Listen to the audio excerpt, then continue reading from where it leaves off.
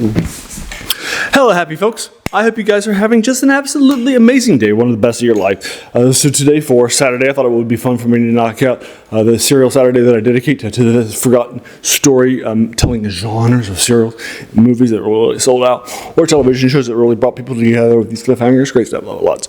We will be knocking out the new adventures of Tarzan from 35, the only one that's set in the movie era that's not silent. I thought it'd be fun. And 35, it's also the last one too that was made. I thought it would be fun for me to knock out Tarzan the Tiger from 29. It's a 15 issue one. It's a sequel to the 28 one that's lost. So this is a silent era serial. I thought it would be fun for me to knock out Tarzan the Tiger for you folks. All right, so this is a longer 266 minutes. It's over 4 hours. There's a clip show, but at least it makes sense due to the plot. It stars as Tarzan Frank Merrill, for you folks, Merrill with an E, who retired and entered education after this because of how popular his character was and how influential he was with kids. As Lady Jane is Natalia Kingston, and then as enemy and friend too, Al Ferguson is Albert Whipper. And then starring as big bad slave trader Ahmet Zek is Sheldon Lewis, for you folks. And as a big bad evil priestess law is Kithnu, who's actually East Asian, so that would make sense. All right, this does not portray Africa realistically, just as a heads up. Or well, it's not. For example, there's a simoon that hits the jungle, but in real life, the simoons are only deserts. So, and that sort of thing, they cannot hit deserts and jungles and that sort of thing. And there's characters in blackface and things like, and the characters in backstory too. There are things that they will encounter that just are not true to Africa. They just clearly did not do any research into the continent at all. As you can tell from some of the names, Ahmet Zek, later African, is played by Sheldon Lewis, not somebody with that name, not somebody who's an African, that sort of thing too. So that is not portrayed well, just a heads up.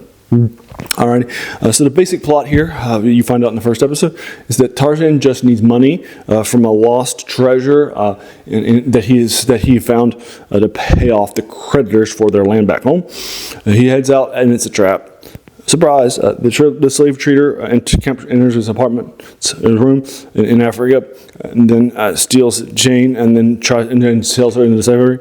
And then Warper tracks, and then Tarzan is injured, and then his head will be injured too, and he'll have amnesia of all the stuff that just happened recently. After that amnesia, he will revert to his Tarzan the Tiger identity, pre-Jane. All right, so this has a rough, and so because of these for memory, there is a clip show, but it's about halfway through, and that sort of a thing. But it makes sense because Jane's trying to convince him of who Tarzan was, right? Before he lost his memory. All right, so this has bad combat scenes. I just don't like them that much. Bad sets too. It's worse. The previous one had great combat scenes, particularly with the animals and that sort of thing. And so it's really weird to show them back and forth and such. It's long, it's poorly paced, even for the era. And then the clip show too, right? Like I mentioned before, some reading pains that you have to read for silence are not easy to read. You have to look closely, or you just can't tell them not at all. So you can definitely tell it's worn out. So I'm giving this a 4 out of 10 and such. Sorry about that if you're fans of it, but it's due to pacing, combat sets, concept, more, and also the fact that it just didn't understand the continent that it was writing about. Did no research, right? It couldn't even read a Wikipedia page or an encyclopedia page, right? That's sort of on some that sort of thing, right? It's just not realistically done at all. So for those reasons, it's a 4 out of 10. All right, so there you are. 4 out of 10 for you folks. For Tarzan the Tiger from 29 serial. Now, as I mentioned before, serials would really sort of sell stuff out with folks. And that sort of thing, and bring it back from week to week to cliffhangers. And so we'll give you one example. For example, during the era, you would not just go to one movie and then see a few trailers and then go home, right? You would actually go for a couple for a while, like I have a day. You might have a few shorts, but they typically weren't trailers. They weren't as big then. Some would happen for big major films, but not typically. So you'd watch a few shorts like newsreels or cartoons or trailers too. Then you would watch the A picture.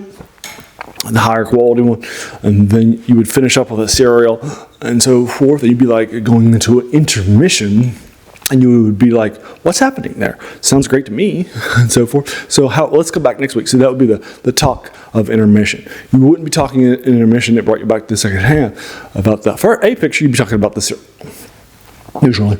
And then you would go back a few more shorts, the B picture, another cereal to end it out with, and then you would go home, right? So you might, if you started at like noon on a Saturday, you might finish out like, at 5 o'clock or 6 o'clock or something like that. Makes sense? And then again, you would leave going home talking about the spoilers for the cereal, what would happen next week, and the cliffhangers and such.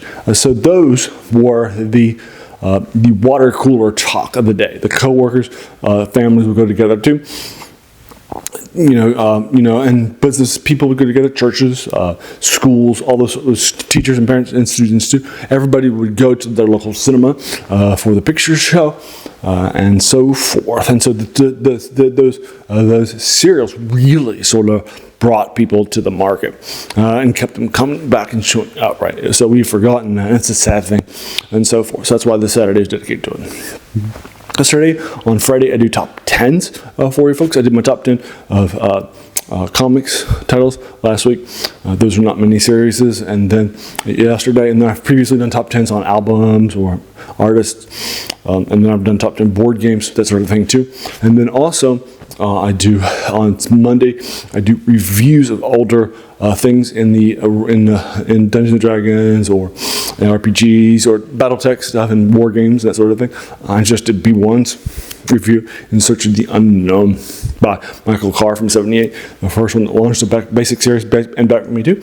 And then next week I'll be doing The Keep of the Borderlands by Gary Gygax.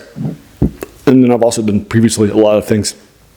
I did the Gary Gygax 7-issue series from G1 to Q1, highly beloved against the Giants, and then the Drow introduces the Drow, and they become beloved parts and such in the first edition in '78 too. So if you like that stuff, check it out. And then also the other 3 days of the week, I do reviews of older things like science fiction, fantasy, and horror.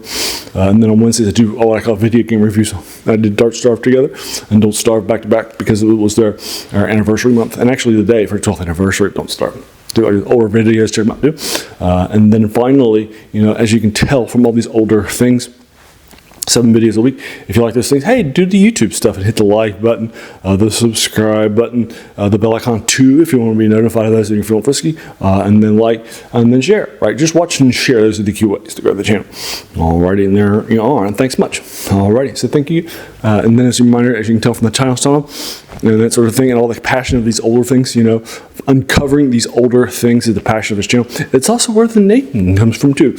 The worst thing about new books. That's a quote by a French philosopher named Jacques Joubert, who said the worst thing about them was that they kept us from reading, the old ones, right? This definitely is some older stuff that we might have forgotten about, folks. Alrighty, and so there you go. Thank you so much for taking some time out of your day and just investing it, right? And watching my videos, because we all have so many things, right, that are happening in our lives, and we're pulled in so many different directions. So the fact that you spend this time with me, that's incredibly humbling, and I appreciate it so very, very much. Thanks again, and have an amazing day.